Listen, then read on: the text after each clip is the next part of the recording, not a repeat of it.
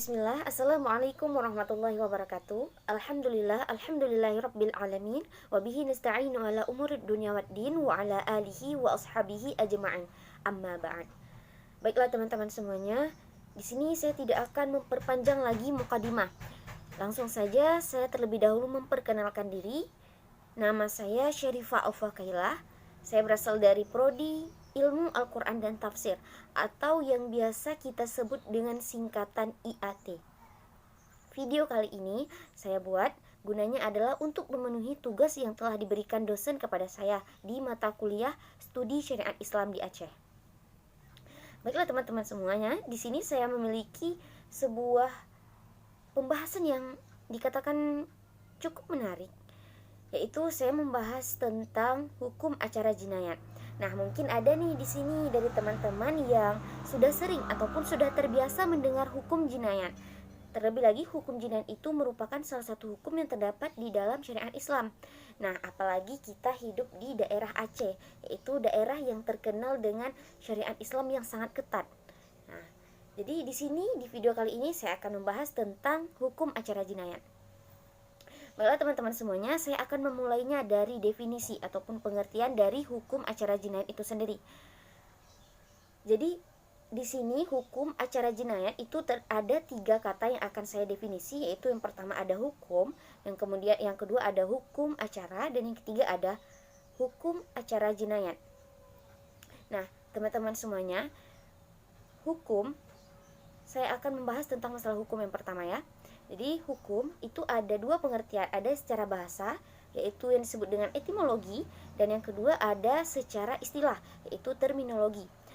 Nah, sekarang yang pertama saya akan membahas tentang hukum menurut bahasa. Hukum menurut bahasa itu berasal dari akar kata bahasa Arab, yang mana kata itu adalah hakama yahkumu, dan kemudian dari kata hakamah inilah muncul kata baru yakni al-hikmah yang artinya kebijaksanaan. Nah, sedangkan secara istilah ataupun terminologi itu dijelaskan oleh salah seorang ahli yang namanya itu Muhammad Muslihuddin, yang mana dia mengatakan hukum itu adalah sekumpulan aturan yang baik itu berasal dari aturan formal ataupun aturan adat yang diakui oleh masyarakat ataupun bangsa setempat, dan sifatnya itu mengikat anggotanya. Nah, dari sini dapat kita ketahui bahwa suatu hukum yang ditetapkan itu haruslah ada pengakuan, haruslah diakui. Tujuannya apa? Tujuannya agar kita bisa mematuhi. Dan jika kita melanggarnya, maka kita akan mendapatkan sanksi. Sanksinya adalah sesuai yang tertera di dalam hukum itu. Nah, kemudian seseorang yang ingin berkecimpung ke dalam hukum, maka hendaklah dia memiliki sifat yang namanya itu kebijaksanaan. Tujuannya adalah agar dia bisa memutuskan suatu perkara itu berdasarkan hal yang sebenarnya, bukan tanpa ada suap menyuap ataupun pengurangan dikarenakan kasihan. Nah, seperti itu. Intinya dia menetapkan suatu keputusan yang sesuai dengan keadaan yang sebenarnya. Nah, itu definisi hukum. Nah, sedang yang kedua saya akan membahas tentang masalah hukum acara. Hukum acara itu merupakan suatu rangkaian aturan yang mengatur tata cara mengajukan suatu perkara ke badan peradilan, dan juga cara-cara hakim mengambil keputusan.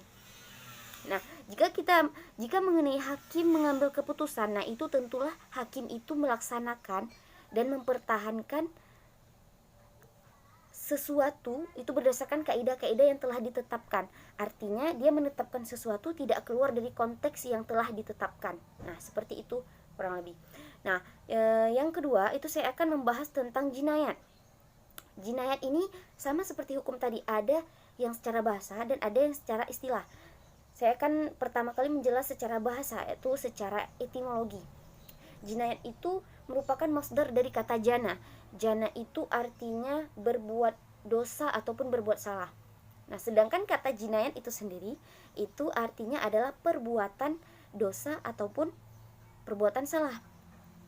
Nah, itu berdasarkan bahasa. Tapi kalau misalnya berdasarkan terminologi ataupun istilah, jinayat itu merupakan suatu perbuatan yang dilarang oleh syara, baik itu mengenai jiwa harta benda, kehormatan, ataupun lain hal yang sebagainya. Nah, kalau misalnya kita gabungkan antara hukum dan jinayat, maka akan melahirkan suatu pengertian, yaitu hukum yang membahas tentang jarimah dan akubat. Jadi jarimah di sini maksudnya adalah melakukan perbuatan yang dilarang oleh agama, ataupun melakukan sesuatu di luar dari syariat Islam. Nah, itu namanya jarimah. Sedangkan ukubat merupakan hukuman bagi yang melakukan jarimah ini. Nah, jadi kalau misalnya kita gabungkan, hukum jinayat itu merupakan suatu hukum yang berbicara tentang hukuman bagi pelaku yang melakukan kesalahan ataupun yang melakukan perbuatan di luar dari syariat Islam. Nah, seperti itu.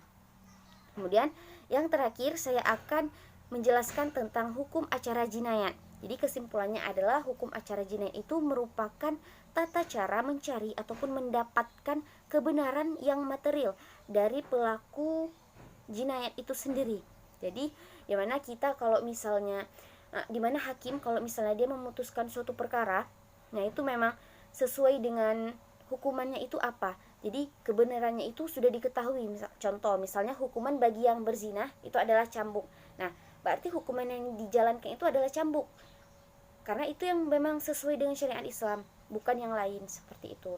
Oleh sebab itu, kalau misalnya ada seseorang yang terjerat melakukan perbuatan jarimah, hendaklah bagi kita untuk bertanya terlebih dahulu apa-apa saja perbuatan yang telah mereka lakukan. Hal ini supaya kita ataupun hakim ataupun pihak yang berwenang itu bisa menetapkan suatu hukuman berdasarkan apa yang dia perbuat. Mungkin hanya itu saja yang dapat saya jelaskan di video kali ini. Dan yang terakhir, mungkin teman-teman ada sedikit bertanya, kenapa sih hukum jinayat itu hanya diberlakukan di Aceh? Nah, jawabannya adalah karena di Aceh ini terkenal dengan syariat Islamnya, maka dari itu hukum jinayat itu terdapat di Aceh.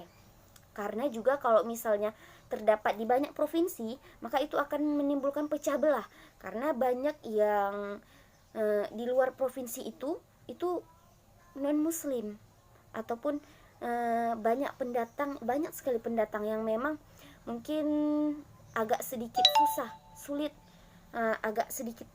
untuk menerima kebenaran dari hukuman jinayat. Maka dari itu hukuman jinayat itu diberlakukan atau ruang lingkupnya itu ada di Aceh saja. Mungkin hanya itu yang bisa saya jelaskan. Lebih dan kurang saya mohon maaf. Saya akhiri. Assalamualaikum warahmatullahi wabarakatuh.